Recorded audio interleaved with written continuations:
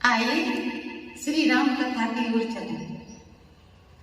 राम ने सुमंति के साथ जब को भवन में प्रवेश किया तो को भवन का दृश्य देख करके आश्चर्यचकित रह गए।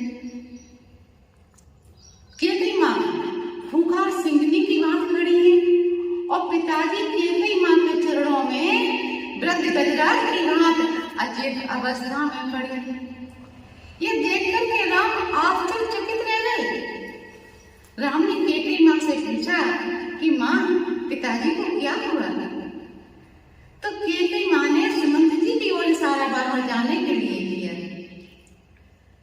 पुनः राम ने माँ को पूछा, माँ पिताजी को क्या हुआ?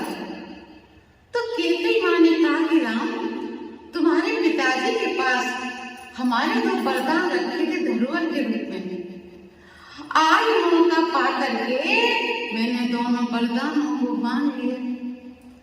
केकई माँ बता रही है, राम पहले वरदान में मैंने भरत के लिए राजअभिषेक, जैसे ही भरत के राजअभिषेक की बात सुनी तो राम आनंदित होने लगे कि माँ ये तो आपने बहुत अच्छा किया।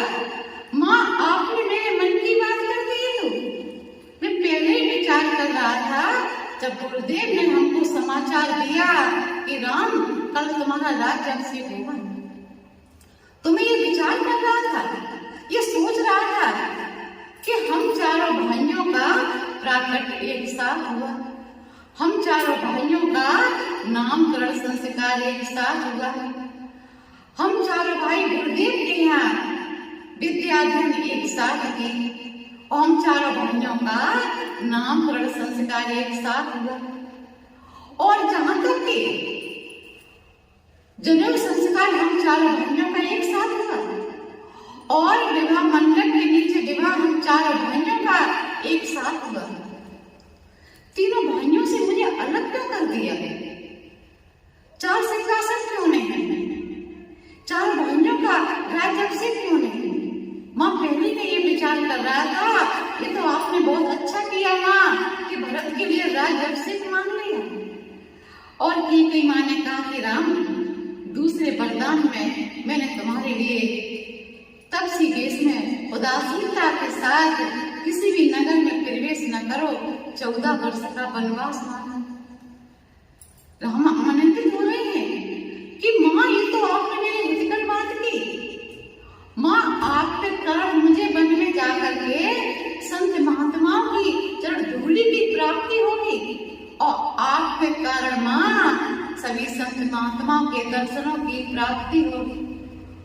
और राम ने कहा, माँ आपके कारण पूरे संसार में मेरा यश फैलेगा।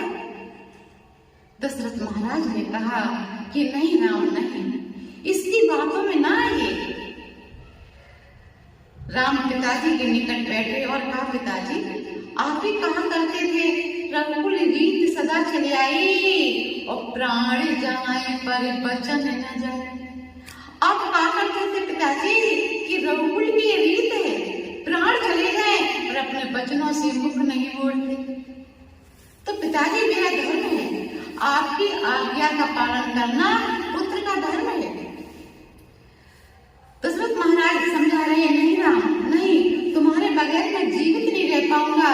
तो राम ने कहा कि पिताजी तीनों लोगों में आपकी जय जयकार होती है, मेरे कारण पिताजी आपको अपयश लगे, मेरे कारण आपको नरक में जाना पड़े, ऐसा मैं होने नहीं दूंगा। और केकई माँ से राम ने कहा कि माँ मैं कौशल्या मैया से आज्ञा ले रहा हूं। ऐसा कहकर के राम कौशल्या मैया के भवन में पहुंचे हैं।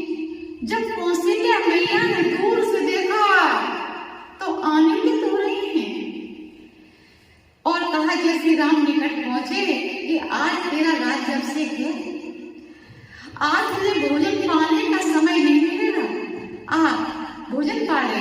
आज मैंने तेरे पसंद की खीर बनाई है, राम भोजन पा ले। अब राम सोच रहे हैं, विचार कर रहे हैं कि माँ को कैसे समझाऊं, क्या कहूँ माँ से। फिर राम ने एक युक्ति सोची है। राम माँ से कह रहे हैं, देखिए मानस का दर्शन करा रहे हैं। पिता दीन मोहि कानन राजो, जे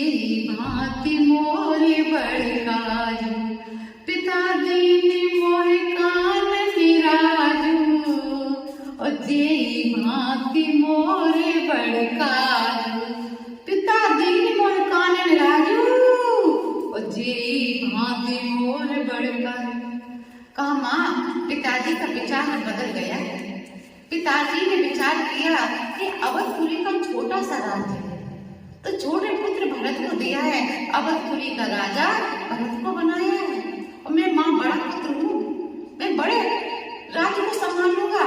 तो बल प्रदेश बड़ा राज्य है माँ, बड़े राज्य का राजा पिताजी ने मुझे चुना है, मुझे बनाया है।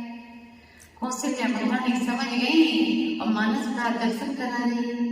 सिम सूखे सुन शीतल वाणी, जिम जवा से परे पावस पानी, नीर सजल तनि थर थर कांपी, और माँ जय खाई मीन जन मापी, माँ जय खाई मीन जन मापी।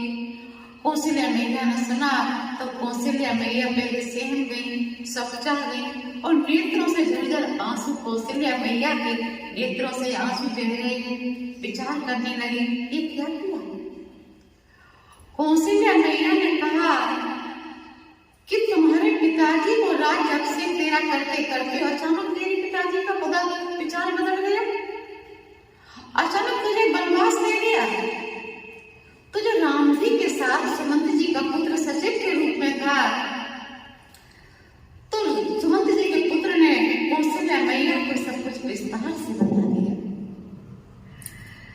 कौशल्या मैया ने अपने असुरों को पूछा, तो पहुंचा है धरि धीरज सुति बदन निहारी, और गद गद बचन कहती में तारी, धरि धीरज सुति बदन निहारी, और गद गद बचन कहती में तारी, गद गद बचन कहती में तारी, धरि धीरज सुति बदन निहारी, और गद गद बचन कहती में तारी।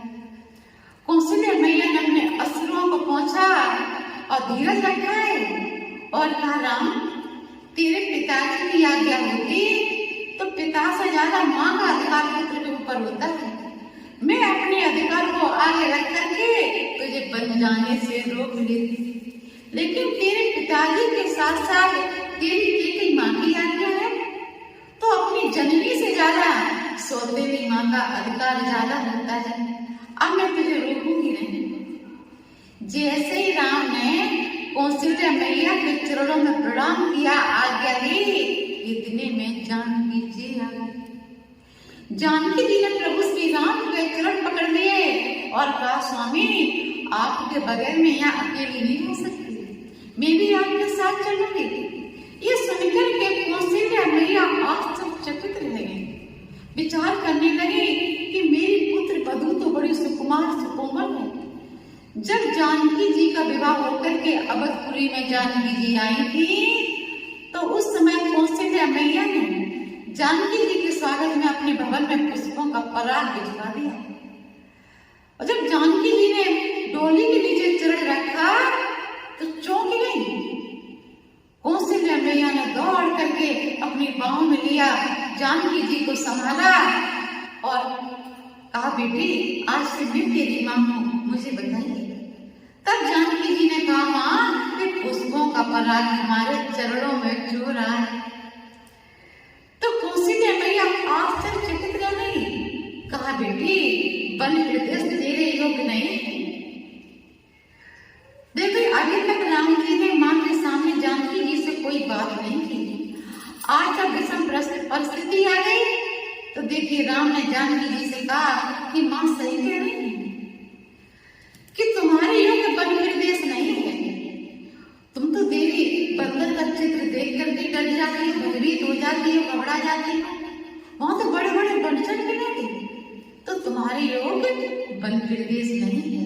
इस प्रकार से राम जी जानकी जी को समझा रहे। आइए आज मैं वाणी को यहीं पर विराम देती हूँ। कल मैं आपको राम कथा आगे की श्रवण कराऊंगी। तब तक के लिए जय श्री राम, जय श्री